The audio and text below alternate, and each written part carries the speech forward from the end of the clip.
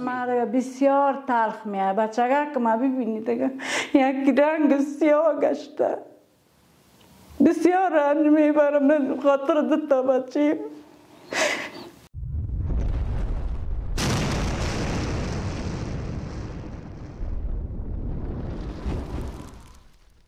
د اجینور خیریه بنسټ مینوالو مګ یو خورکۍ له موږ تر سره تاسو ته خپل د ژوند قصه کوي چې څومره تریخوالی دی پر ژوند کې تیر شوی چې حتی هیڅ انسان هم یک ایوار ما زیاد دیگه بسیار زلال است دیگه. از وقتی که شوهر مور دیگه ما را دیگه جای نداد.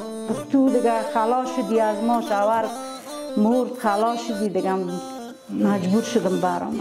ما دیگه بسیار تلخ میاد. بچگاه که ما ببینید دیگه یک رنگ سیاه گشته. بسیار رنج میبرم خاطر دو تا بچه.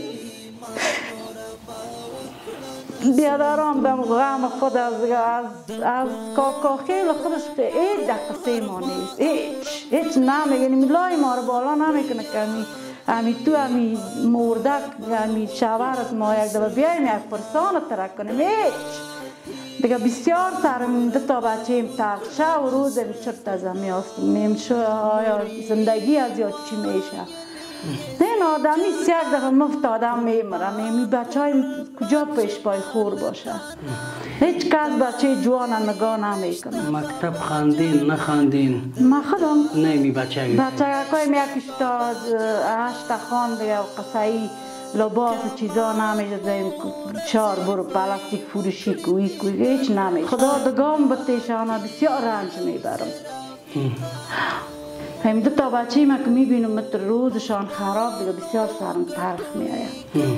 اولاد بسیار شیرین است. از این کل چیز کرده اولاد شیرین است. د اجینور خیریه بنسټ مینوالو مګ یو خورکۍ له موږ تر سره تاسو ته خپل د ژوند قصه کوي چې څومره تریخوالی دی پر ژوند کې تیر شوی چې حتی هیڅ انسان پر ځان یې نشي تیرولی. ما خودم عروسی کردیم همه شوهر ما پودری برآمد تا که تانستن سرم ظلم ستم کردن.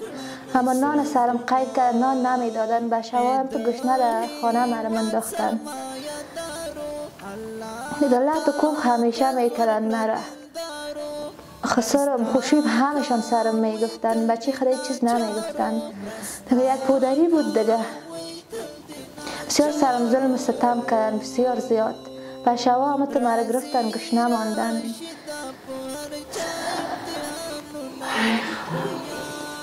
با آخرش چطور شد بچه؟ باز آخرش دیگه کلگی جمع شد گفت ایلاش گفت کو. دیگه با یک مشکلات دیگه ایلاش کردم دیگه هنوزم پشت ما ایلا ندادم دیگه.